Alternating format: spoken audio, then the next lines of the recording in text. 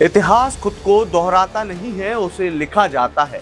और बंगाल की खाड़ी से जो राजनीतिक सुनामी उठी है, उसने 3 दशक पुराने किलों को मलबे में तब्दील कर दिया है।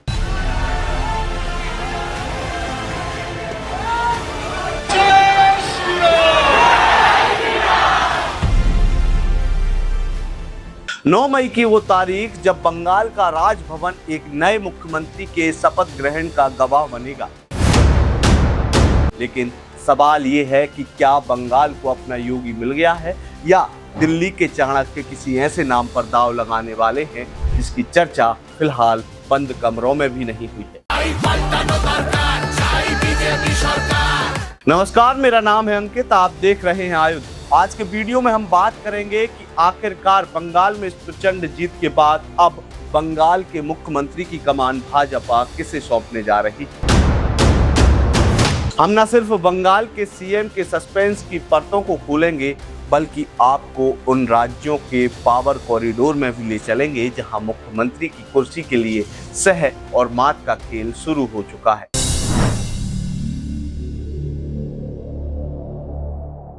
कल नतीजों के बाद से ही दिल्ली के सियासी गलियारों में बत्तियां लगातार जल रही हैं। हालांकि कोई आधिकारिक औपचारिक बैठक अभी तक नहीं हुई है, लेकिन सूत्रों की माने तो शीर्ष नेतृत्व के बीच अनौपचारिक चर्चाओं का दौर पूरी रात चलता रहा।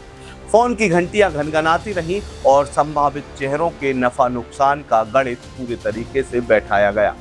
शुभेंदु अधिकारी, जिन्होंने भवानीपुर के रण में ममता बनर्जी को उन्हीं के घर में मात दी, इस वक्त सबसे बड़े बंगाल के मुख्यमंत्री के दावेदार माने जा रहे हैं। लेकिन भाजपा की कार्यशैली को समझने वाले यह जानते हैं कि यहाँ सरप्राइज एलिमेंट हमेशा बना रहता है। चर्चा इस बात की भी है कि क्या बंगाल को महाराष्ट्र मॉडल पर ले जाया जाएगा, यानी एक कद्दावर मुख्यमंत्री और 2 सामाजिक संतुलन साधने के लिए डिप्टी सीएम।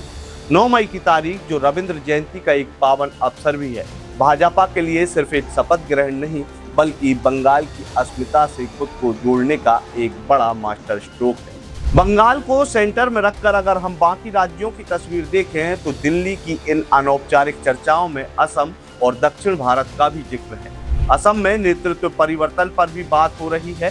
क्या पार्टी किसी नए चेहरे को मौका देगी, या पुराने नेतृत्व पर ही भरोसा जताया जाएगा। इसके साथ ही तमिलनाडु और केरल में नतीजों ने दिल्ली को यह सोचने पर मजबूर कर दिया है कि क्या अब समय आ गया है जब क्षेत्रीय छत्रपों के बजाय संगठन के समर्पित चेहरों को कमान सौंपी जाए। देखना यह होगा कि क्या असम, तमिलनाडु, पुडुचेरी, इनमें भारतीय जनता पार्टी जमीन से जुड़े हुए किसी अन्य व्यक्ति को सीएम का फेस बना सकती है। बंगाल की इस प्रचंड जीत ने भाजपा को आत्मविश्वास के उस स्तर पर पहुंचा दिया है जहां अब प्रयोग करने से पीछे भाजपा बिल्कुल नहीं हटेगी। दिल्ली में चल रही ये अनौपचारिक मंत्रणा किसी भी वक्त एक आधिकारिक घोषणा में बदल सकती है और पूरे देश को ये पता चल सकता है कि आखिरकार बंगाल का मुख्यमंत्री कौन होगा। इसके साथ ही कल से लगातार बंगाल में बयानों का दौर जारी है। कल का सबसे चर्चित बयान खुद ममता बनर्जी का रहा, जिन्होंने इसे लोकतंत्र की हार बताया। लेकिन राजनीतिक गलियारों में चर्चा उनके बयान की नहीं, बल्कि उनकी खामोशी की है। तो दूसरी तरफ पीएम मोदी का कल का संदेश एकदम साफ था कि बंगाल की जनता ने डर की बेड़ियां तोड़ दी हैं। बंगाल के भाग्य में आज से एक नया अध्याय जुड़ गया है।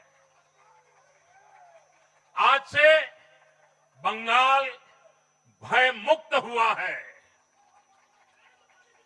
विकास के भरोसे से युक्त हुआ है। बांग्लाय परिवर्तन होएगे छे।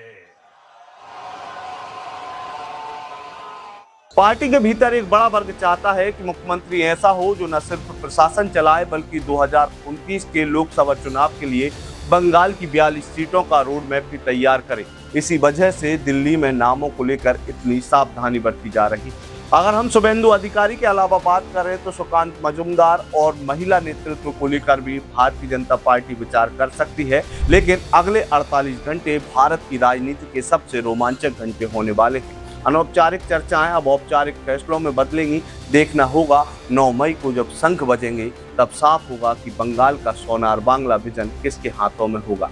क्या शुभेंदु का शौर्य होगा, या भाजपा का कोई गुप्त रणनीतिकार इस भारतीय जनता पार्टी की बंगाल की कमान संभालेगा। आपको क्या लगता है कि क्या बंगाल में शुभेंदु अधिकारी पर ही भारतीय जनता पार्टी भरोसा जताएगी या फिर मध्य प्रदेश और राजस्थान जैसे किसी सरप्राइज एलिमेंट को लाकर बंगाल में मुख्यमंत्री बनाएगी?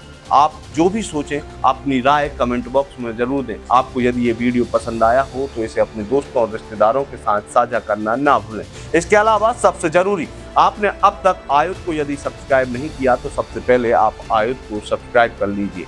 आपका बहुत बहुत धन्यवाद। लगातार जुड़े रहने के लिए आयुध को सब्सक्राइब जरूर करें।